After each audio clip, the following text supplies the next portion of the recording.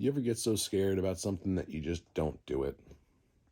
It happens to the best of us. I mean, it happens to me all the time. I actually have led my life by being fearful of what could happen if I made a certain change in my life. All the times I worked in retail, I was always the guy that went for the safe spot.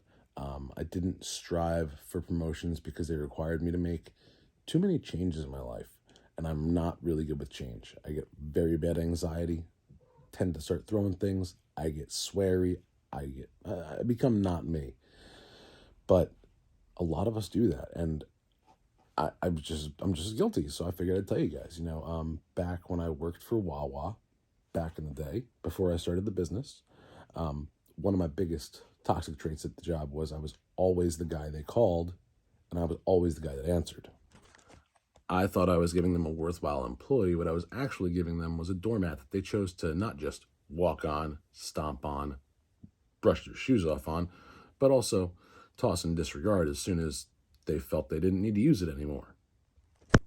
When I worked for Wawa, we had a death in the family. And instead of taking time off, like any person should do, to bereave, I had to actually use my vacation time to go to the funeral, because if you weren't management, you didn't get paid time off for bereavement. In fact, most companies do not pay their employees to grieve. If you lose a mother or a father, they give you a day off if you're lucky. And most places, you're not even paid for it. So those are the kind of things that I allowed to happen in my life for 8 years before I woke up and said, no more. My time is more important. My family is more important than this job that will be here tomorrow, whether I'm part of it or not.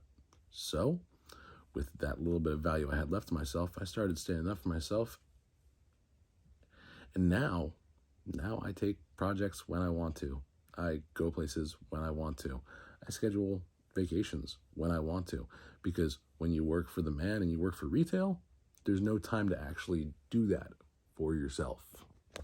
And doing that shit is scary as hell because, you may not be prepared for that kind of responsibility in your life. You may not be ready for, like I said, that kind of change. And yeah, I still freak out a little bit about it, I find whenever plans that I've put together start coming together, if something changes close to the deadline, that crazy guy starts to come back out. But I'm working on that, and I found ways to dial that back in so that I am less of a chore to be around. So I hope if this video told you anything other than a little more about me, it also tells you that you're worth whatever you want to put your time into. Just because you see value in it does not mean that other people are going to see value in what you're doing. But as long as you stay true to your convictions and keep yourself pure to your original intent, everything's going to be okay. Yeah, I get scared about things. I still do. February's coming. I got to come up with $1,000 to cover my tax bill. Haven't sold any canvases this month. So, yeah, there's some things to be scared about. But I'm still smiling here and here. Just got to have that mindset. Things are going to be okay. I'll catch you guys later. And if you know anybody that wants to help me out with those problems, send them on over to my website, www.jdubsarts.com. They can pick up originals, prints. I have a lot of stuff on shirts, dresses, pants, and a bunch of other apparel. So if you know anybody's looking for a gift, help your buddy Dubs out.